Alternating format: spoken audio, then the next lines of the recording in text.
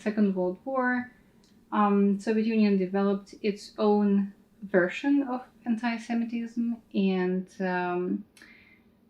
the peak of this persecution was the elimination of the Jewish Anti-Fascist Committee in 1948, and then with the killing of so-called Night of the Murdered Poets, it was in August 1952. So basically, late Stalinism wasn't easy for Jews.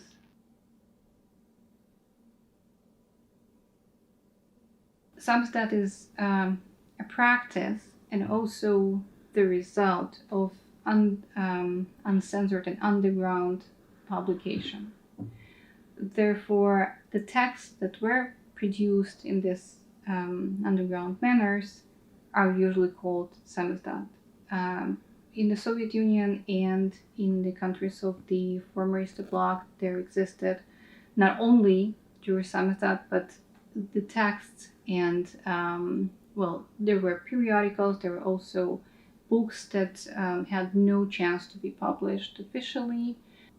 So these books circulated kind of beyond the system of censorship. Why we call them Jewish Samizdat? Because they were usually produced by the Jews on the Jewish topics and presupposed that their readership and the audience would also be Jews. Majority of what we now describe or talk about as Jewish Samizdat, there were three centers: it was Riga, Moscow, and Leningrad. It's statistics and demographic, if you'd like, right?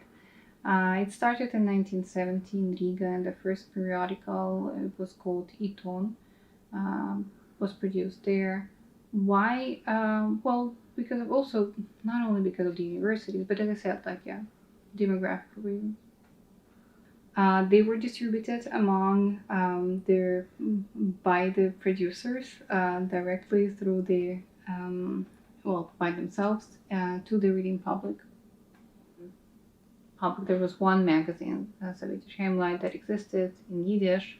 It was heavily censored, however, it existed, and the recent scholarship showed that in fact one could even smuggle a couple of articles to commemorate the Holocaust there.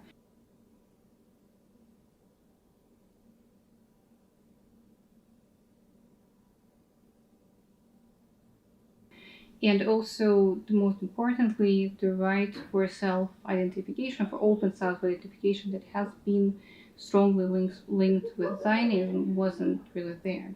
There are many interesting stories or exciting stories about this topic. It mostly concerns biographies and personal stories and destinies.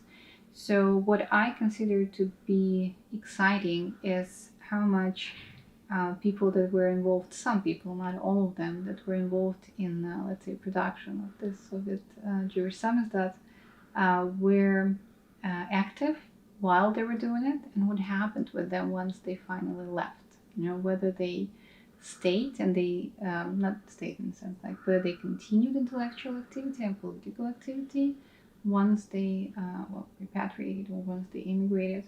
I wonder whether if we had a chance to interview those who managed to emigrate, whether right away the stories that they would have been telling would have been as triumphant as, the stories that we read now.